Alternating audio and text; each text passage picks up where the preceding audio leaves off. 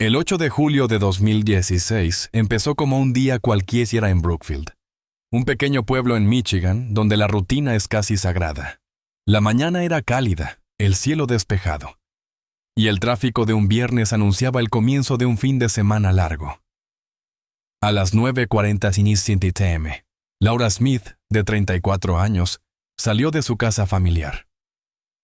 Vestía pantalones claros, una blusa holgada y gafas de sol. Le dijo a su esposo, Adam, que iba a visitar a su amiga Hannah en Glenwood, a 1 hora de distancia. Subió a su Toyota RAV4 plateado y se alejó por la carretera principal. Ese fue el último momento confirmado en que alguien la vio. Adam, que trabajaba desde casa ese día, no encontró nada extraño en la salida de su esposa. Laura solía visitar a Hannah cada tanto, y el viaje no requería seguimiento. A eso de las 11:30 intentó llamarla por curiosidad, solo para comentarle algo trivial sobre el supermercado. Pero su celular no respondía. No fue motivo de modo alarma. Supuso que Laura habría dejado el teléfono en el bolso o que se había descargado. Siguió con su día, ocupado con trabajo y atendiendo a su hijo Noah, de 8 años, que estaba de vacaciones escolares. La inquietud comenzó al atardecer. Hannah llamó al teléfono fijo de la casa. ¿Laura no vino al final? Adam sintió un escalofrío. Respondió que sí, que había salido en la mañana para verla. La línea se quedó en silencio unos segundos. Adam, no ha llegado. No la he visto en todo el día. Fue entonces cuando el tono cambió. Él intentó razonar. Quizás se desvió. Quizás se encontró con alguien. Pero en el fondo, algo no encajaba. A las 8:11 p.m., Adam fue a la estación de policía local. Presentó un informe de persona desaparecida. Llevó una foto reciente de Laura, los datos del auto y las direcciones posibles por donde pudo haber pasado. La oficial de turno, aunque tranquila, tomó el caso con seriedad. Una mujer adulta, responsable, con familia, desaparecida sin contacto en más de 12 horas.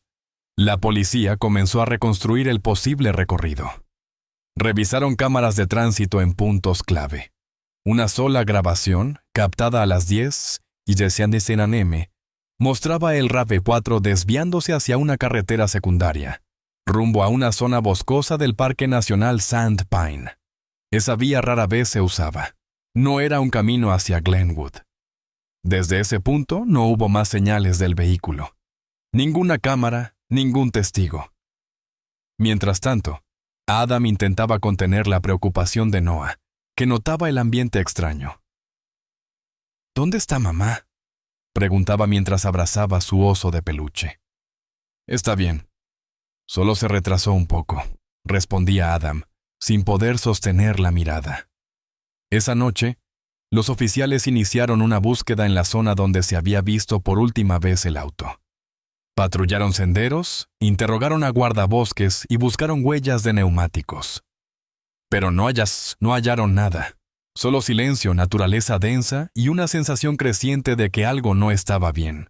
El caso fue asignado a un equipo de investigación de personas desaparecidas. A la mañana siguiente, la noticia ya circulaba entre vecinos. Laura no aparece, decían. Voluntarios empezaron a reunirse. Se organizó una búsqueda por los alrededores. Pero al segundo día, la historia tomaría un giro más oscuro, uno que nadie esperaba. Todo se había vuelto demasiado extraño, demasiado rápido y sin dejar rastro. 2 días después de la desaparición de Laura, el 10 de julio de 2016, a las 6:42 de la mañana, un pescador habitual del lago Huron, llamado Curtis Belmonte, alertó a las autoridades sobre un olor intenso a quemado proveniente del límite del Parque Nacional Sandpine, una zona boscosa y remota a la que solo se accede por caminos de tierra, poco transitados incluso en temporada alta, lo cual ya despertaba sospechas, pues en esa área no estaba permitido acampar ni hacer fuego, y mucho menos circular sin autorización. Cuando los oficiales del condado llegaron al lugar señalado, encontraron entre la vegetación densa y ramas chamuscadas un vehículo irreconocible a simple vista. Un SUV calcinado, completamente negro por el hollín, con restos de pintura plateada en los bordes inferiores del chasis, sin placas visibles y con las llantas derretidas hasta fusionarse con la tierra carbonizada. El habitáculo estaba destruido, las ventanas reventadas, los asientos estaban completamente deformados debido al intenso calor del incendio, y en el asiento del conductor, entre las ruinas retorcidas del marco y el volante deformado, se encontraron restos severamente dañados por el fuego, difíciles de identificar. La escena era impactante por su limpieza. No había señales de derrape, ni de colisión, ni restos de combustible esparcidos. Y el tanque de gasolina, inexplicablemente, estaba intacto, sin signos de explosión ni perforación, como si el fuego se hubiese originado desde adentro y consumido todo sin violencia visible desde el exterior.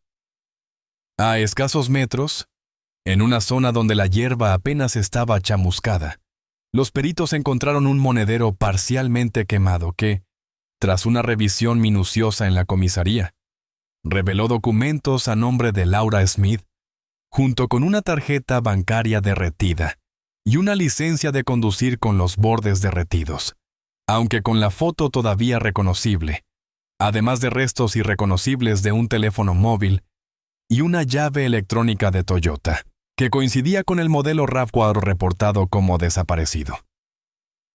Esa misma tarde, el jefe de policía del condado, Evan Morales, informó a la familia que el auto encontrado coincidía en marca, color y año con el vehículo de Laura, aunque no podía confirmarse aún al 100% la identidad del cuerpo hallado dentro. Adam recibió la noticia con una mezcla de shock y negación. Por un lado, la lógica lo empujaba a aceptar que las probabilidades apuntaban a su esposa, pero algo en la forma, en la rapidez, en lo limpio del hallazgo, le provocaba una incomodidad que no sabía explicar. Su hijo Noah no fue informado de inmediato, pues Adam prefirió esperar los resultados forenses antes de enfrentar al niño con una posible verdad irreversible. Mientras tanto, los investigadores catalogaron la escena como posible accidente fatal, atribuido en un primer momento a un cortocircuito eléctrico en el sistema interno del vehículo, aunque el estado del tanque de gasolina generaba preguntas que nadie lograba responder del todo. El cuerpo fue trasladado al laboratorio estatal para análisis de ADN, con la esperanza de confirmar oficialmente la identidad de la víctima, mientras la noticia empezaba a circular por los medios locales como una tragedia cerrada, un lamentable accidente en medio de una escapada de fin de semana, y aunque todo apuntaba a Laura, algo en los detalles, la ruta anómala, la ausencia de testigos, la pulcritud del escenario, dejaba una sensación latente de que no todo estaba dicho. El 14 de julio de 2016, tras 5 días de pruebas y análisis intensivos, el laboratorio forense del estado confirmó mediante comparativa de ADN que los restos encontrados dentro del vehículo calcinado correspondían genéticamente a Laura Smith, usando como base una muestra de cabello conservada en su historial médico y una comparación con material genético proporcionado por su esposo, Adam, lo que permitió a la policía cerrar oficialmente el caso y clasificarlo como accidente trágico sin participación de terceros, argumentando que un posible fallo eléctrico interno, quizás derivado del sistema de encendido, pudo haber originado un incendio repentino que envolvió el interior del vehículo sin dañar el tanque de combustible, una hipótesis que encajaba técnicamente, aunque dejaba una estela de interrogantes sin respuesta definitiva. Entre ellos, la falta de señales de pánico o intento de escape desde el interior del auto. La comunidad reaccionó con pesar y solidaridad, organizando una ceremonia de despedida el domingo 17 de julio, en la iglesia local de Brookfield, donde se presentó una urna simbólica junto a una foto de Laura sonriendo en la cocina de su casa. Y aunque todos esperaban palabras de Adam, él se mantuvo en silencio durante todo el acto, con la mirada fija en un punto indeterminado del altar, mientras sostenía la mano de su hijo Noah, quien no comprendía del todo lo que significaba la palabra funeral. Pero sí notaba que todos los adultos estaban más tristes de lo habitual. La iglesia estaba llena de vecinos, colegas del trabajo de Laura, antiguos compañeros de la secundaria, incluso personas que apenas la conocían, porque su desaparición y trágico final se había convertido, en solo una semana, en la historia más comentada del condado, aunque los medios no le dedicaron más que algunas notas breves en periódicos locales y una mención de 90 segundos en el noticiero regional, lo cual fue suficiente para cerrar el capítulo públicamente. La familia, tras recibir el acta de defunción oficial, accedió a la indemnización del seguro de vida de Laura, una suma significativa que Adam no tocó durante semanas, dejándola intacta en una cuenta separada, como si mover ese dinero significara aceptar una realidad que aún no lograba asimilar por completo. En agosto, Adam comenzó a mostrar signos de desinterés por su empleo en una empresa de suministros industriales, y en septiembre presentó su renuncia definitiva, explicando a su jefe que necesitaba tiempo con su hijo y que ya no podía concentrarse en nada. En noviembre, puso en venta la casa donde vivieron con Laura durante más de 8 años y antes de que terminara el año, se mudó junto a Noah al estado de Indiana, sin avisar a muchos y dejando atrás cada recuerdo tangible que pudiese conectarlo con aquel verano fatídico.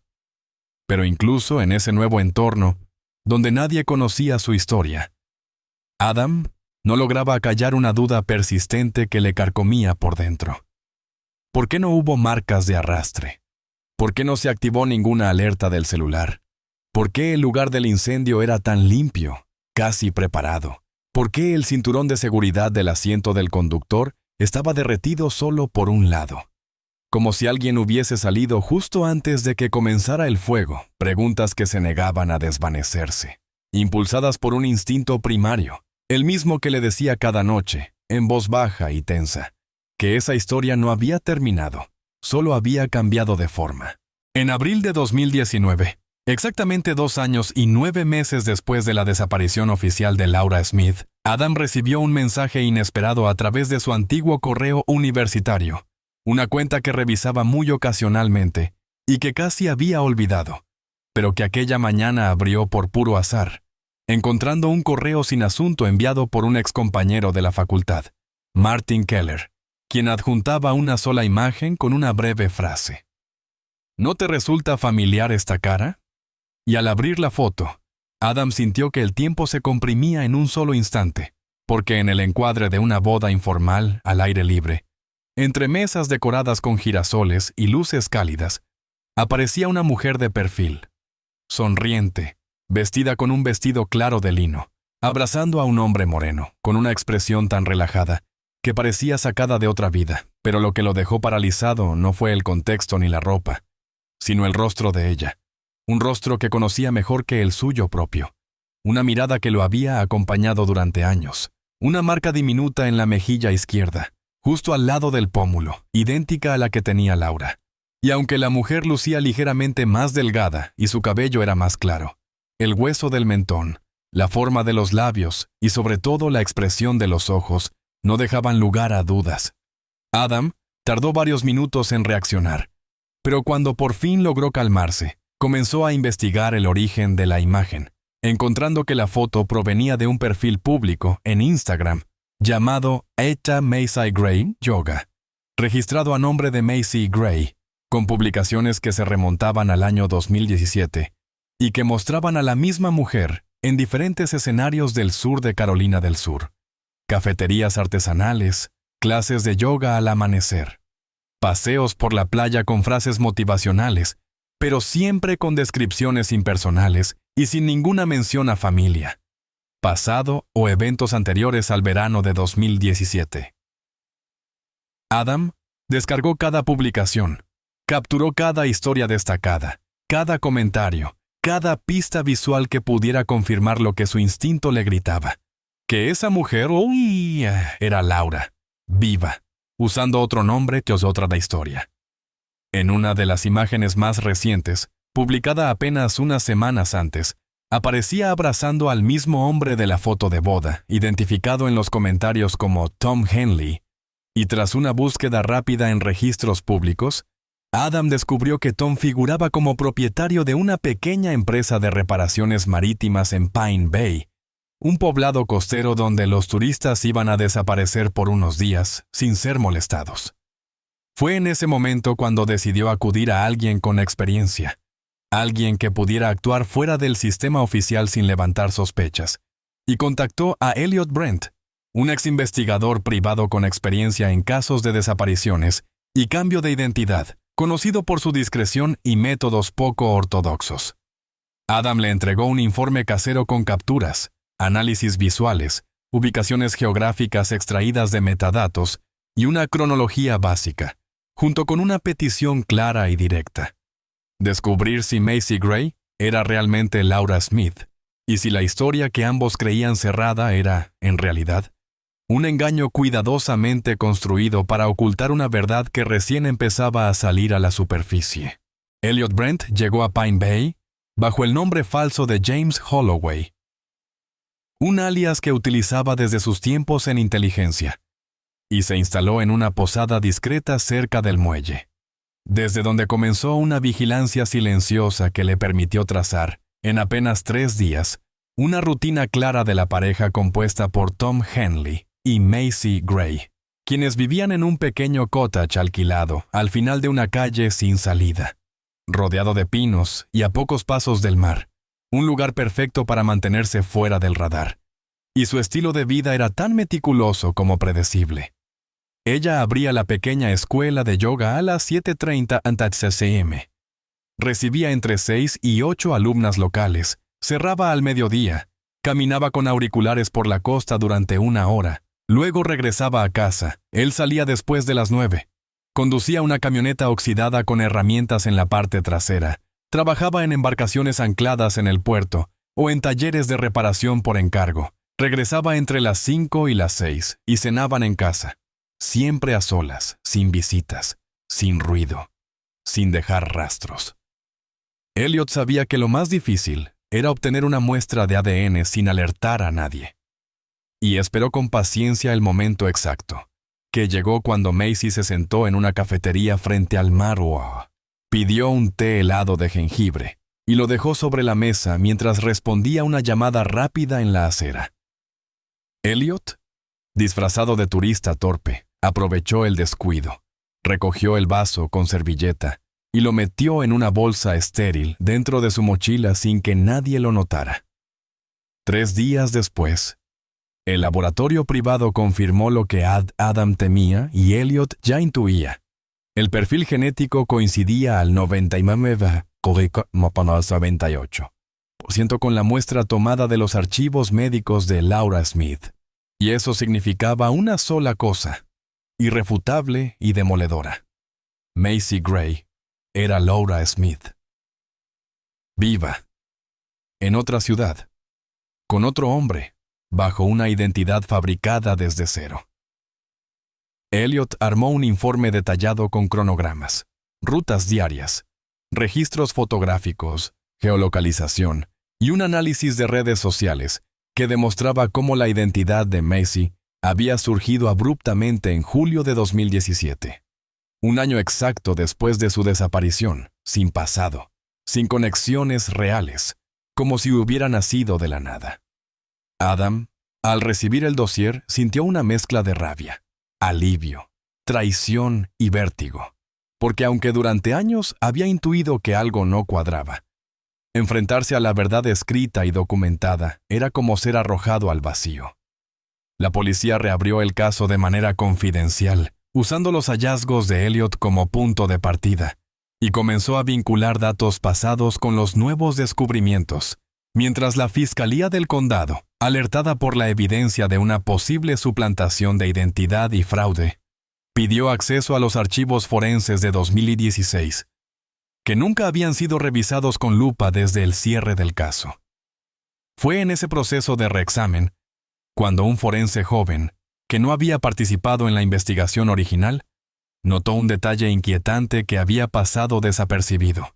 La estatura estimada de los restos óseos hallados en el auto no coincidía con la de Laura, ni tampoco la edad aparente según el estado de los dientes y los huesos calcinados, lo que abría una pregunta devastadora y que cambiaría todo.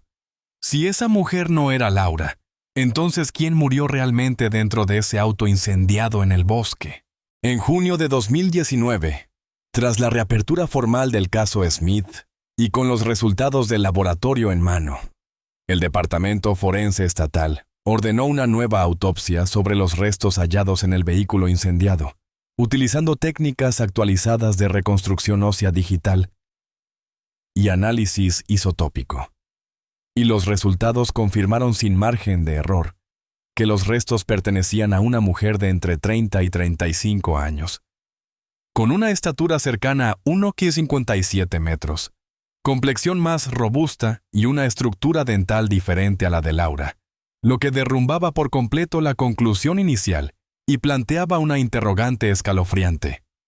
¿Quién era esa mujer anónima que murió en un auto que no le pertenecía, con documentos que no eran suyos, y por qué nadie había reportado su desaparición en más de 3 años? Y mientras los medios todavía no sabían nada, la Policía Estatal intensificó la investigación, solicitando apoyo del FBI para cruzar bases de datos de personas desaparecidas y restos sin identificar, aunque de momento no se halló ningún vínculo claro con la víctima del incendio. Al mismo tiempo, la Fiscalía comenzó a centrar su atención en Tom Henley, el hombre que vivía con Laura bajo el nombre de Macy Gray, y rastreando sus movimientos descubrieron que el 6 de julio de 2016, 2 días antes de la supuesta desaparición, él había sido captado por cámaras de seguridad en una gasolinera en las afueras de Durham, acompañado por una mujer que no coincidía con Laura ni con ninguna imagen pública conocida. Una mujer de cabello oscuro, con tatuajes visibles en ambos brazos, que fue vista horas después conduciendo un Ford RAV4 plateado por una carretera secundaria que conducía al Parque Nacional. Y aunque las cámaras no registraron la placa con claridad, el modelo, el color y el trayecto coincidían exactamente con el del auto reportado por Adam Smith. La policía reconstruyó esa jornada minuto a minuto y determinó que la mujer fue vista por última vez cerca del sendero cerrado que conecta con el sector norte del parque, una zona sin vigilancia y de difícil acceso. Y esa fue la última pista antes del incendio que destruyó todo. Aunque no se encontraron signos evidentes de violencia, ni heridas visibles en los restos por la condición en que se hallaban, el hecho de que la identidad fuera falsa, los documentos manipulados y la escena tan precisa apuntaban a una posible puesta en escena, un montaje destinado a simular la desaparición de Laura, cuando en realidad había cambiado de identidad y desaparecido voluntariamente. Y ahora la justicia no solo investigaba una suplantación, sino una posible complicidad en la muerte de una tercera persona, cuya identidad seguía siendo un misterio absoluto. El fiscal principal, Connor Valesco, calificó el caso como manipulación de escena criminal con encubrimiento de identidad y muerte no esclarecida, y anunció que Laura Smith, legalmente viva, debía presentarse ante las autoridades, lo cual generó un movimiento inmediato. Órdenes de localización, seguimiento silencioso y el rastreo de sus actividades digitales en tiempo real. Mientras tanto, Elliot Brent, aún en Pine Bay, reportó que la pareja estaba organizando una ceremonia de boda civil privada en un pequeño hotel costero, donde solo asistirían unos pocos amigos cercanos y sin familiares. Un evento que, aunque parecía inofensivo, se transformaría en el momento clave que marcaría el giro definitivo de una historia que ya había dejado de ser una simple desaparición para convertirse en una red de engaños, muerte y verdades pospuestas. El 14 de junio de 2019, el sol caía a plomo sobre la costa de Pine Bay, mientras en el hotel Mariner's Edge, un recinto discreto frente al mar con terrazas blancas y un jardín cerrado, todo estaba preparado para una ceremonia íntima que prometía ser breve, sin discursos, sin fotógrafos profesionales y sin familia. Solo algunos conocidos del estudio de yoga y clientes habituales de Tom, lo justo para cumplir el protocolo sin levantar sospechas, y lo que ni la novia ni el novio sabían era que entre los invitados se encontraban 2 agentes del FBI, 3 oficiales de policía del estado, y el propio Elliot Brent, camuflado como ayudante del coordinador del evento, todos ellos listos para intervenir en cuanto recibieran la orden. A las 11:23 de la mañana, en pleno intercambio de votos bajo un pequeño arco de madera decorado con flores secas y con el rumor del mar como fondo, uno de los agentes, vestido con traje beige y gafas oscuras, se acercó lentamente a la pareja, sacó una credencial y pronunció en voz clara y firme: Laura Smith, queda usted detenida por fraude de identidad y obstrucción de una investigación criminal. Y en ese instante, el murmullo del público cesó como si alguien hubiera cortado el sonido. Tom giró confundido, con la mirada rota por el desconcierto. Y Laura, lejos de resistirse, bajó lentamente las manos, se quitó el anillo y lo dejó caer al suelo sin decir palabra. Los oficiales actuaron con una coordinación impecable. Separaron a la pareja sin generar escándalo y los escoltaron discretamente hacia la parte trasera del hotel, donde los esperaban 2 vehículos sin distintivos, mientras dentro del jardín, los pocos asistentes se miraban entre sí, sin comprender si aquello era parte de la ceremonia o una broma cruel de mal gusto. Durante el interrogatorio inicial en la oficina del fiscal del condado, Laura confirmó su identidad verdadera sin evasivas. Reconoció que había fingido su muerte en un intento desesperado por escapar de deudas acumuladas, de una rutina que la asfixiaba y de un matrimonio que sentía como una carga emocional imposible de sostener. Pero negó rotundamente tener conocimiento sobre el cuerpo hallado en el vehículo, afirmando que había entregado el auto, su cartera y documentos a Tom, con la condición de que los perdiera, para simular un robo, sin imaginar que alguien más terminaría en ese asiento. Tom, por su parte, se mostró desorientado. Dijo que solo había querido ayudar a la mujer que amaba a empezar una nueva vida, que nunca preguntó detalles porque confiaba en ella. Pero su versión empezó a derrumbarse cuando se le mostraron imágenes del día 6 de julio, en Durham, donde se lo veía con la mujer desconocida de los tatuajes, la misma que luego apareció conduciendo el Rapco 4 y que se presume fue la víctima real, aunque su identidad seguía sin ser establecida. La fiscalía elevó cargos inmediatos contra ambos por falsificación de documentos, obstrucción de la justicia y presunta complicidad en la ocultación de un cadáver, y mientras esperaban la audiencia preliminar, Adam Smith fue informado oficialmente de que Laura estaba viva, arrestada, y que su historia, la que creyó enterrada hacía 3 años, estaba lejos de haber terminado. El juicio comenzó en octubre de 2019, en el Tribunal del Condado de Monroe. En una sala blindada por la atención mediática que explotó con fuerza, apenas se filtró que la mujer que había sido declarada muerta en 2016 estaba viva, enfrentando cargos graves junto a su pareja, y desde el primer día, los jueces ordenaron medidas estrictas para evitar interferencias externas, sin cámaras, sin celulares, con entradas restringidas solo a familiares directos y testigos convocados, entre ellos Adam Smith, quien se presentó con gesto sereno pero con una tensión acumulada que se le marcaba en la mandíbula. Y cuando subió al estrado, describió con detalle cómo vivió el día de la desaparición, el desconcierto inicial, las noches en vela, el funeral cerrado, el proceso de duelo junto a su hijo Noah, a quien tuvo que criar solo creyendo que su madre había muerto entre llamas, mientras Laura, sentada frente a él en el banquillo, evitaba mirarlo, con el rostro rígido y la expresión vacía, sin un solo gesto de arrepentimiento o emoción.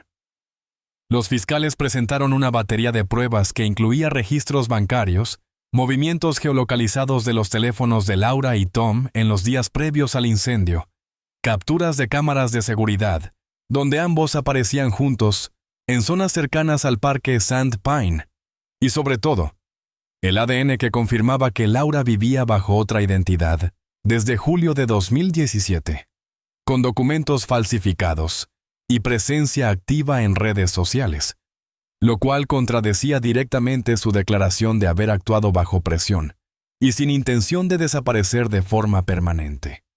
Tom intentó desviar la responsabilidad, afirmando que él organizó todo para ayudarla a escapar.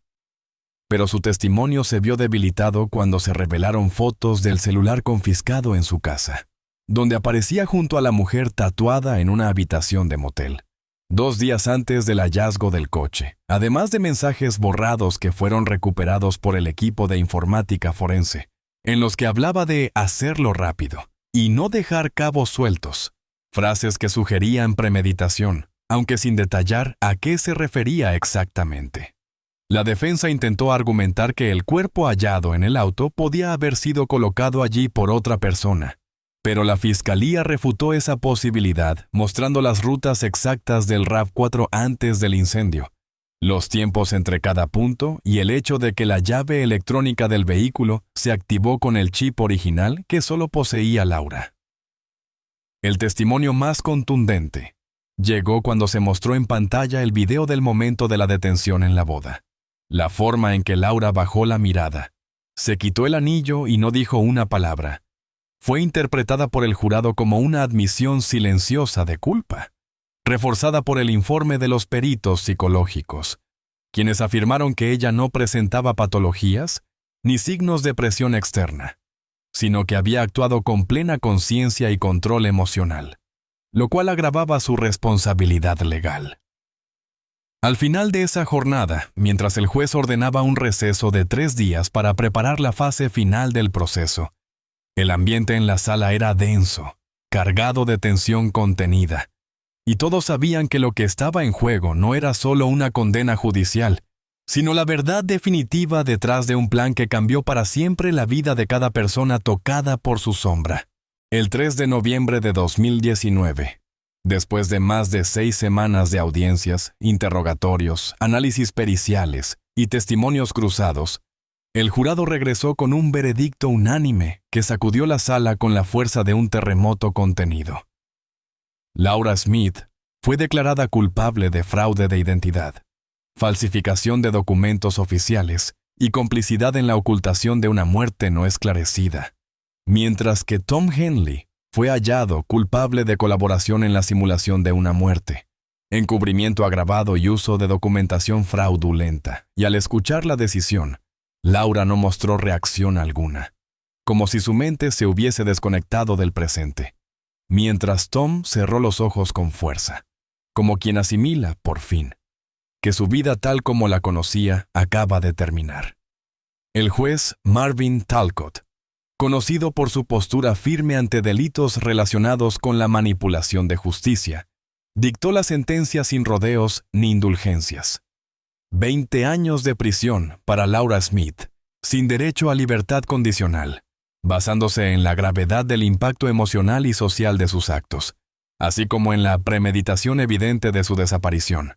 Y 12 años para Tom Henley, reducidos por su colaboración tardía con la investigación y la ausencia de antecedentes penales, aunque el juez remarcó que su papel había sido decisivo en la ejecución del plan y que la justicia debía reflejar el daño causado. Los abogados defensores solicitaron medidas de apelación inmediata, argumentando que no existían pruebas concluyentes que vincularan a la pareja con la muerte de la mujer hallada en el auto. Pero el juez aclaró que la sentencia no incluía cargos de homicidio, precisamente porque esa parte del caso seguía bajo investigación separada. Y aunque el cuerpo seguía sin identificar, el encubrimiento y la falsificación eran hechos probados más allá de cualquier duda razonable. Adam Smith, presente en la sala con un rostro impenetrable, no celebró el veredicto ni mostró alivio. Simplemente se levantó de su asiento, asintió brevemente al fiscal y se retiró sin pronunciar palabra, como si todo aquello no fuera más que el último acto de una obra que él no eligió protagonizar. Y al salir del tribunal, ningún periodista logró obtener una declaración. Solo captaron una imagen suya tomando de la mano a Noah, ahora de 11 años, mientras caminaban hacia un auto alquilado que los esperaba en la esquina, lejos de las cámaras, lejos del ruido. En diciembre, padre e hijo se mudaron nuevamente, esta vez a Tennessee, donde cambiaron de nombres, de escuela, de entorno, intentando reconstruir una rutina que no recordara constantemente lo que habían perdido. Y aunque la prensa cubrió el juicio durante varias semanas con titulares sensacionalistas, pronto los medios cambiaron el foco hacia otras noticias, dejando la historia de Laura Smith como un eco lejano de una verdad incómoda que nadie quería seguir repitiendo. Las cuentas de redes sociales asociadas a Macy Gray fueron eliminadas. Las imágenes borradas de servidores públicos y privados, como si el sistema intentara borrar las huellas de un fraude que se volvió demasiado visible. Pero en los archivos del FBI, su rostro, nombre real y alias quedaron marcados como caso emblemático de suplantación e identidad alterada. Y la mujer que alguna vez fue esposa, madre y vecina ejemplar, ahora era un número más en el registro penitenciario del Estado, mientras que la verdadera víctima, aquella mujer sin nombre que ardió en un auto prestado, seguía figurando como persona no identificada, el eslabón más oscuro de una historia donde la verdad, aunque revelada en parte, aún guardaba su pieza más dolorosa. Un año después del veredicto, en noviembre de 2020, el expediente de la mujer hallada en el vehículo revuelto seguía abierto bajo la clasificación de persona no identificada. Sin coincidencias. En bases de datos de desaparecidos, sin denuncias formales que encajaran con su perfil físico, sin familiares que hubieran preguntado por alguien con sus características. Y cada intento de establecer su identidad a través de técnicas de reconstrucción facial, análisis isotópico o genealogía genética, resultaba en un callejón sin salida, como si esa mujer hubiera vivido al margen de todos los sistemas que registran la existencia humana. Y aunque los investigadores barajaban hipótesis como que fuera una persona sin hogar, una inmigrante sin papeles, o incluso una víctima de trata, lo cierto era que no había ninguna prueba concreta que permitiera dar nombre a una persona aún no identificada cuya muerte fue manipulada para ocultar esta identidad. En Brookfield, el pequeño pueblo donde todo comenzó, pocos mencionaban su nombre, como si pronunciar Laura fuera invocar un espectro incómodo, una cicatriz colectiva que nadie quería volver a abrir, y quienes la conocieron preferían recordar solo lo bueno. Su sonrisa amable en la tienda, las tardes de voluntariado en la biblioteca, la forma en que saludaba a los vecinos durante sus caminatas matutinas, como si la mujer que fingió su muerte y abandonó a su hijo jamás hubiera existido. Noah, que ahora vivía en Tennessee con su padre bajo nuevas identidades, asistía a una escuela privada donde lo describían como un alumno reservado, educado, inteligente, pero con una tendencia al aislamiento emocional que preocupaba a sus profesores.